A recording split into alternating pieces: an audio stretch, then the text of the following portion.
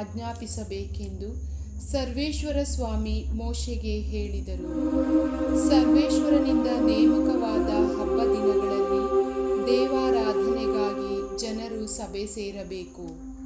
ಹಾಗೆ ನೇಮಕವಾದ ಹಬ್ಬದ ದಿನಗಳು ಇವು. 6 ದಿನಗಳಲ್ಲಿ ನೀವು ದುಡಿದು ಕೆಲಸ ಮಾಡಬೇಕು. 7ನೆಯ ದಿನ ಯಾವ ದುಡಿಮೆಯನ್ನೂ ಮಾಡಬಾರದ ಸಬ್ಬತ್ ದಿನ. ಅಂದು ದೇವರ ಆರಾಧನೆಗಾಗಿ ಸಭೆ ಸೇರಬೇಕು. ಆ ದಿನದಲ್ಲಿ ಯಾವ ವಿಧವಾದ ದುಡಿಮೆಯನ್ನೂ ಮಾಡಕೂಡದು.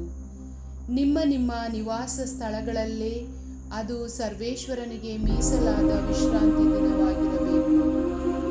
ಸರ್ವೇಶ್ವರನಿಂದ ನೇಮಕವಾದ ಹಬ್ಬದ ಕಾಲಗಳಲ್ಲಿ ದೇವರ ಆರಾಧನೆಗಾಗಿ ಸಭೆ ಸೇರಬೇಕು. ಆ ಹಬ್ಬದ ದಿನಗಳನ್ನು ನಿಯಮಿತ ಕಾಲದಲ್ಲಿ ಪ್ರಕಟಿಸಬೇಕು. ಮೊದಲನೆಯ ತಿಂಗಳಿನ 14ನೆಯ ದಿನದ ಸಂಜೆ ವೇಳೆಯಲ್ಲಿ ಸರ್ವೇಶ್ವರ ನೇಮಿಸಿದ ಪಾಸ್ಕ ಹಬ್ಬವಾಗಬೇಕು. ಅದೇ ತಿಂಗಳಿನ 15ನೆಯ ದಿನದಲ್ಲಿ ಹುಳಿಯಿಲ್ಲದ ರೊಟ್ಟಿಯನ್ನು ತಿನ್ನುವ ಹಬ್ಬವನ್ನು ಸರ್ವೇಶ್ವರನ ಗೌರವಾರ್ಥ ಆಚರಿಸಬೇಕು. ಅಂದು ಮೊದಲ್ಗೊಂಡು 7 ದಿನಗಳಲ್ಲೂ ಹುಳಿರಹಿತ ರೊಟ್ಟಿಯನ್ನು ಊಟ ಮಾಡಬೇಕು. ಮೊದಲನೆಯ ದಿನ ದೇವಾರಾಧನೆಗಾಗಿ ಸಭೆ ಸೇರಬೇಕು. ಆ ದಿನ ಯಾವ ದುಡಿಮೆಯನ್ನೂ ಮಾಡಬಾರದು. ಆ 7 ದಿನಗಳಲ್ಲೂ ನೀವು ಸರ್ವೇಶ್ವರನಿಗೆ ದಹನ ಬಲಿಗಳನ್ನು ಸಮರ್ಪಿಸಬೇಕು. 7ನೆಯ ದಿನ ದೇವಾರಾಧನೆಗಾಗಿ ಸಭೆ ಸೇರಬೇಕು. ಅಂದು ಯಾವ ದುಡಿಮೆಯನ್ನೂ ಕೈಗೊಳ್ಳಬಾರದು. ಮೋಶೆಯ ಮುಖಾಂತರ ಇಸ್ರಾಯೇಲರಿಗೆ ಸರ್ವೇಶ್ವರ ಹೀಗೆ ಆಜ್ಞಾಪಿಸಿದರು. ನಾನು ನಿಮಗೆ ಕೊಡುವ ನಾಡನ್ನು ನೀವು ಸೇರಿದ ನಂತರ ಅಲ್ಲಿನ ಪೈರನ್ನು ಕೊಯ್ಯುವಾಗ ಪ್ರಥಮ ಫಲದ ಸಿವುಡನ್ನು ಯಾಜಕನ ಬಳಿಗೆ ತಂದೊಪ್ಪಿಸಬೇಕು. ನೀವು ಅಂಗೀಕೃತರಾಗುವಂತೆ ಯಾಜಕನು ಅದನ್ನು ಸರ್ವೇಶ್ವರನ ಸನ್ನಿಧಿಯಲ್ಲಿ ನೈವೇದ್ಯವಾಗಿ ಆರತಿ ಎತ್ತಬೇಕು. ಆ ಸಿವುಡನ್ನು ನೈವೇದ್ಯವಾಗಿ ಆರತಿ ಎತ್ತುವ ದಿನದಂದೇ ನೀವು 1 ವರ್ಷದ ಕಳಂಕರಹಿತವಾದ ಟಗರನ್ನು ದಹನ ಬಲಿಯಾಗಿ ಸರ್ವೇಶ್ವರನಿಗೆ ಸಮರ್ಪಿಸಬೇಕು. ಅದರ ಸಮೇತ ಎಣ್ಣೆ ಬೆರೆತ 2 ಕಿಲೋಗ್ರಾಂ ಹಿಟ್ಟನ್ನು ಧಾನ್ಯ ನೈವೇದ್ಯವಾಗಿ ಅರ್ಪಿಸಬೇಕು. ಸರ್ವೇಶ್ವರನಿಗೆ ಪ್ರಿಯವಾದ ಸುವಾಸನೆಯನ್ನುಂಟು ಮಾಡುವುದಕ್ಕೆ ಅದನ್ನು ಬೆಂಕಿಯಲ್ಲಿ ಹೋಮ ಮಾಡಬೇಕು. ಅದರೊಂದಿಗೆ ಸಮರ್ಪಿಸಬೇಕಾದ ಪಾನದ್ರವ್ಯ 1 ಲೀಟರ್ ದ್ರಾಕ್ಷಾರಸ. ನೀವು ನಿಮ್ಮ ದೇವರಿಗೆ ಸಲ್ಲಿಸಬೇಕಾದ ಕಾಣಿಕೆಯನ್ನು ತಂದು ಕೊಡುವವರೆಗೆ ಆ ವರ್ಷದ ಬೆಳೆಯ ರೊಟ್ಟಿಯನ್ನಾಗಲಿ ಸುಟ್ಟ ತೆನೆಗಳನ್ನಾಗಲಿ ಅಥವಾ ಹಸಿ ತೆನೆಗಳನ್ನಾಗಲಿ ತಿನ್ನಲೇ ಕೂಡದು. ನೀವು ಎಲ್ಲಿದ್ದರೂ ನಿಮಗೂ ನಿಮ್ಮ ಸಂತತಿಯವರಿಗೂ ಇದು ಶಾಶ್ವತ ನಿಯಮವಾಗಿದೆ. ಸಬ್ಬತ್ ದಿನದ ಮಾರನೆಯ ದಿನ ಮೊದಲ್ಗೊಂಡು, ಅಂದರೆ ಆ ಪ್ರಥಮ ಸಿವುಡನ್ನು ನೈವೇದ್ಯವಾಗಿ ಆರತಿ ಎತ್ತಿದ ದಿನ ಮೊದಲುಗೊಂಡು ಪೂರ್ಣವಾಗಿ 7 ವಾರಗಳು ಮುಗಿಯುವಂತೆ 50 ದಿನಗಳನ್ನು ಎಣಿಸಬೇಕು. 7ನೆಯ ಸಬ್ಬತ್ ದಿನದ ಮರುದಿನದಲ್ಲಿ ಸರ್ವೇಶ್ವರನಿಗೆ ಹೊಸ ಬೆಳೆಯ ನೈವೇದ್ಯವನ್ನು ಸಮರ್ಪಿಸಬೇಕು. ನಿಮ್ಮ ನಿವಾಸಗಳಿಂದ ತಂದ ಹಿಟ್ಟಿನಲ್ಲಿ 2 ಕಿಲೋಗ್ರಾಂ ಹಿಟ್ಟಿನಿಂದ 2 ನೈವೇದ್ಯದ ರೊಟ್ಟಿಗಳನ್ನು ಮಾಡಬೇಕು. ಇವುಗಳನ್ನು ಹುಳಿ ಹಾಕಿದ ಗೋಧಿಯ ಹಿಟ್ಟಿನಿಂದ ಮಾಡಿ ಪ್ರಥಮ ಫಲವಾಗಿ ಸರ್ವೇಶ್ವರನಿಗೆ ಸಮರ್ಪಿಸಬೇಕು. ಆ ರೊಟ್ಟಿಗಳೊಡನೆ 1 ವರ್ಷದ ಕಳಂಕರಹಿತವಾದ 7 ಕುರಿಮರಿಗಳನ್ನು, 1 ಹೋರಿಯನ್ನು, 2 ಟಗರುಗಳನ್ನು ಸಮರ್ಪಿಸಬೇಕು.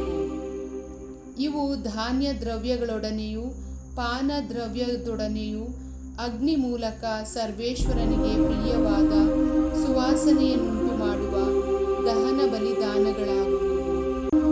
ಅದಲ್ಲದೆ ದೋಷ ಪರಿಹಾರಕ ಬಲಿಯಾಗಿ 1 ಹೋತವನ್ನು, ಶಾಂತಿ ಸಮಾಧಾನ ಬಲಿಯಾಗಿ 1 ವರ್ಷದ 2 ಟಗರುಗಳನ್ನು ಸಮರ್ಪಿಸಬೇಕು. ಯಾಜಕನು ಇವುಗಳನ್ನು ಪ್ರಥಮ ಫಲದ ರೊಟ್ಟಿಗಳನ್ನು 2 ಕುರಿಗಳನ್ನು ಸರ್ವೇಶ್ವರನ ಸನ್ನಿಧಿಯಲ್ಲಿ ನೈವೇದ್ಯವಾಗಿ ಆರತಿ ಎತ್ತಬೇಕು. ಅವು ಸರ್ವೇಶ್ವರನಿಗೆ ಮೀಸಲಾಗಿ ಯಾಜಕನಿಗೆ ಸಲ್ಲಬೇಕು.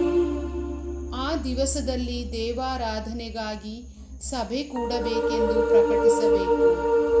ಅಂದು ಯಾವ ದುಡಿಮೆಯನ್ನೂ ಕೈಗೊಳ್ಳಬಾರದು. ನೀವು ಎಲ್ಲೇ ಇರಲಿ, ಇದು ನಿಮಗೂ ನಿಮ್ಮ ಸಂತತಿಯವರಿಗೂ ಶಾಶ್ವತ ನಿಯಮವಾಗಿರುವುದು. ನಿಮ್ಮ ನಾಡಿನ ಹೊಲ ಕೊಯ್ಯುವಾಗ ಮೂಲೆ ಮೂಲೆಗಳಲ್ಲಿರುವುದನ್ನೆಲ್ಲ ಕೊಯ್ಯಬಾರದು. ಹಕ್ಕಲನ್ನು ಆಯಬಾರದು. ಬಡವರಿಗಾಗಿ ಹಾಗೂ ಪರದೇಶಿಗಳಿಗಾಗಿ ಬಿಟ್ಟು ಬಿಡಬೇಕು. ನಾನು ನಿಮ್ಮ ದೇವರಾಗಿರುವ ಸರ್ವೇಶ್ವರ. ಸರ್ವೇಶ್ವರ ಇಸ್ರಾಯೇಲರಿಗೆ ಹೀಗೆ ಆಜ್ಞಾಪಿಸಬೇಕೆಂದು ಹೇಳಿದರು. ನೀನು 7ನೆಯ ತಿಂಗಳಿನ ಮೊದಲನೆಯ ದಿನ ನಿಮಗೆ ಪೂರ್ಣ ವಿರಾಮವಿರಬೇಕು. ಅದನ್ನು ತುತ್ತೂರಿಗಳ ಧ್ವನಿಯಿಂದ ಪ್ರಕಟಿಸಬೇಕು. ದೇವಾರಾಧನೆಗಾಗಿ ಸಭೆ ಕೂಡಬೇಕು. ಆ ದಿನ ಯಾವ ದುಡಿಮೆಯನ್ನೂ ಮಾಡಬಾರದು. ಸರ್ವೇಶ್ವರನಿಗೆ ದಹನ ಬಲಿಯನ್ನು ಸಮರ್ಪಿಸಬೇಕು. ಸರ್ವೇಶ್ವರ ಮೋಶೆಗೆ ಹೇಳಿದ ಮಾತುಗಳಿವು.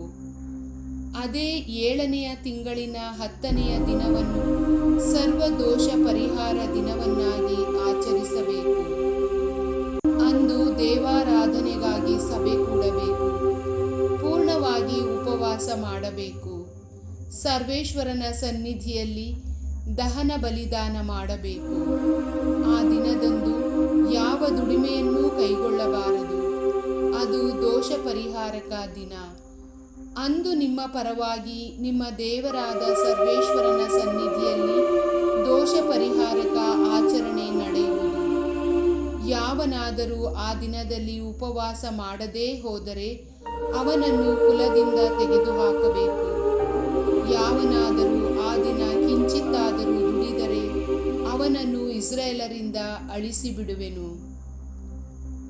ಆ ದಿನ ಯಾವ ದುಡಿಮೆಯನ್ನೂ ಮಾಡಬಾರದು. ನೀವು ಎಲ್ಲೇ ವಾಸವಾಗಿದ್ದರೂ ನಿಮಗೂ ನಿಮ್ಮ ಸಂತತಿಯವರಿಗೂ ಇದು ಶಾಶ್ವತ ನಿಯಮ. ಆ ದಿನವು ಸಂಪೂರ್ಣ ವಿರಾಮವುಳ್ಳ ವಿಶ್ರಾಂತಿ ದಿನವಾಗಿರಬೇಕು. ಅಂದು ಉಪವಾಸದಿಂದಿರಬೇಕು. ಆ ತಿಂಗಳಿನ 9ನೆಯ ದಿನದ ಸಂಜೆ ಪ್ರಾರಂಭಿಸಿ ಮರುದಿನದ ಸಂಜೆಯವರೆಗೆ ನೀವು ಆ ವಿರಾಮ ದಿನವನ್ನು ಆಚರಿಸಬೇಕು. ಇಸ್ರಾಯೇಲರಿಗೆ ಹೀಗೆ ಆಜ್ಞಾಪಿಸಬೇಕೆಂದು ಸರ್ವೇಶ್ವರ ಮೋಶೆಗೆ ತಿಳಿಸಿದರು. 7ನೆಯ ತಿಂಗಳಿನ 15ನೆಯ ದಿನ ಮೊದಲುಗೊಂಡು 7 ದಿನಗಳವರೆಗೆ ಪರ್ಣಕುಟೀರಗಳ ಜಾತ್ರೆಯನ್ನು ಸರ್ವೇಶ್ವರನ ಗೌರವಾರ್ಥ ಆಚರಿಸಬೇಕು. ಮೊದಲನೆಯ ದಿನ ದೇವಾರಾಧನೆಗಾಗಿ ಸಭೆ ಸೇರಬೇಕು. ಯಾವ ದುಡಿಮೆಯನ್ನೂ ಕೈಗೊಳ್ಳಬಾರದು. ಆ 7 ದಿನಗಳಲ್ಲೂ ನೀವು ಸರ್ವೇಶ್ವರನ ಸನ್ನಿಧಿಯಲ್ಲಿ ದಹನ ಬಲಿದಾನ ಮಾಡಬೇಕು. 8ನೆಯ ದಿನದಂದು ದೇವಾರಾಧನೆಗಾಗಿ ಸಭೆ ಸೇರಬೇಕು. ಸರ್ವೇಶ್ವರನ ಸನ್ನಿಧಿಯಲ್ಲಿ ದಹನ ಬಲಿದಾನ ಮಾಡಬೇಕು. ಅದು ಸಭೆ ಸೇರುವ ದಿನವಾದುದರಿಂದ ಅಂದು ಎಲ್ಲ ದುಡಿಮೆಯನ್ನು ನಿಲ್ಲಿಸಬೇಕು. ಸರ್ವೇಶ್ವರ ನೇಮಿಸಿರುವ ಸಬ್ಬತ್ ದಿನಗಳನ್ನು ಮತ್ತು ಮೇಲೆ ಹೇಳಿದ ಸ್ವಾಮಿಯ ಹಬ್ಬದ ದಿನಗಳನ್ನು ನೀವು ಆಚರಿಸಬೇಕು. ಆ ದಿನಗಳಲ್ಲಿ ದೇವಾರಾಧನೆಗಾಗಿ ಸಭೆ ಸೇರುವಂತೆ ಜನರಿಗೆ ಪ್ರಕಟಿಸಬೇಕು. ಸರ್ವೇಶ್ವರನಿಗೆ ಒಪ್ಪಿಸಬೇಕಾದ ಕಪ್ಪ ಕಾಣಿಕೆಗಳನ್ನು ಹರಕೆಗಳನ್ನು ಸಲ್ಲಿಸಬೇಕಲ್ಲದೆ ಮೇಲೆ ಸೂಚಿಸಿರುವ ಹಬ್ಬಗಳಲ್ಲಿ ಆಯಾ ದಿನಕ್ಕೆ ನೇಮಿಸಿರುವ ಪ್ರಕಾರ ದಹನ ಬಲಿ, ನೈವೇದ್ಯ ದ್ರವ್ಯ, ಶಾಂತಿ ಸಮಾಧಾನದ ಬಲಿ, ಪಾನದ್ರವ್ಯ ಇವುಗಳನ್ನು ತಂದು ಸರ್ವೇಶ್ವರನ ಸನ್ನಿಧಿಯಲ್ಲಿ ಹೋಮ ಮಾಡಬೇಕು. 7ನೆಯ ತಿಂಗಳಿನ 15ನೆಯ ದಿನದಲ್ಲಿ ನೀವು ತೋಟ ತೋಪುಗಳ ಬೆಳೆಯನ್ನು ಕೂಡಿಸಿದ ನಂತರ ಸರ್ವೇಶ್ವರ ನೇಮಿಸಿದ ಪರ್ಣಕುಟೀರಗಳ ಜಾತ್ರೆಯನ್ನು 7 ದಿನದವರೆಗೂ ಆಚರಿಸಬೇಕು. ಮೊದಲನೆಯ ದಿನದಲ್ಲಿ ಹಾಗೂ 8ನೆಯ ದಿನದಲ್ಲಿ ಎಲ್ಲ ದುಡಿಮೆಯನ್ನು ನಿಲ್ಲಿಸಿ ಸಂಪೂರ್ಣ ವಿರಾಮದಿಂದಿರಬೇಕು. ಮೊದಲನೆಯ ದಿನ ಮರಗಳಿಂದ ಒಳ್ಳೊಳ್ಳೆಯ ಹಣ್ಣುಗಳನ್ನು, ಖರ್ಜೂರ ಮರದ ಗರಿಗಳನ್ನು, ಎಲೆಗಳು ದಟ್ಟವಾಗಿರುವ ಮರಗಳ ಕೊಂಬೆಗಳನ್ನು ಮತ್ತು ನೀರಿನ ಕಾಲುವೆಗಳ ಬಳಿ ಬೆಳೆಯುವ ನೀರವಂಜಿ ಚಿಗುರುಗಳನ್ನು ತೆಗೆದುಕೊಂಡು ಬಂದು ಸರ್ವೇಶ್ವರನ ಸನ್ನಿಧಿಯಲ್ಲಿ 7 ದಿನಗಳು ಸಂಭ್ರಮದಿಂದಿರಬೇಕು. ಹೀಗೆ ಪ್ರತಿ ವರ್ಷ 7 ದಿನಗಳ ತನಕ ಈ ಉತ್ಸವವನ್ನು ಆಚರಿಸಬೇಕು. ನಿಮಗೂ ನಿಮ್ಮ ಸಂತತಿಯವರಿಗೂ ಇದು ಶಾಶ್ವತ ನಿಯಮ. 7ನೆಯ ತಿಂಗಳಿನಲ್ಲಿ ಇದನ್ನು ಆಚರಿಸಬೇಕು. ಆ 7 ದಿನಗಳು ನೀವು ಪರ್ಣಕುಟೀರಗಳಲ್ಲೇ ವಾಸವಾಗಿರಬೇಕು. ಸ್ವದೇಶೀಯರಾದ ಇಸ್ರಾಯೇಲರೆಲ್ಲರೂ ಪರ್ಣಕುಟೀರಗಳಲ್ಲೇ ವಾಸವಾಗಿರಬೇಕು. ನಾನು ನಿಮ್ಮನ್ನು ಈಜಿಪ್ಟಿನಿಂದ ಬರಮಾಡಿದಾಗ ಇಸ್ರಾಯೇಲರು ಪರ್ಣಕುಟೀರಗಳಲ್ಲಿ ವಾಸವಾಗಿ ಇರುವಂತೆ ಮಾಡಿದ್ದೇನೆಂಬುದಾಗಿ ಇದರಿಂದ ನಿಮ್ಮ ಸಂತತಿಯವರಿಗೆ ತಿಳಿಯುವುದು. ನಾನು ನಿಮ್ಮ ದೇವರಾದ ಸರ್ವೇಶ್ವರ. ಹೀಗೆ ಮೋಶೆ ಸರ್ವೇಶ್ವರ ಸ್ವಾಮಿಯಿಂದ ನೇಮಕವಾದ ಹಬ್ಬಗಳ ವಿಷಯವಾಗಿ ಇಸ್ರಾಯೇಲರಿಗೆ ವಿವರಿಸಿದನು. ಪ್ರಭುವಿನ ವಾಕ್ಯ.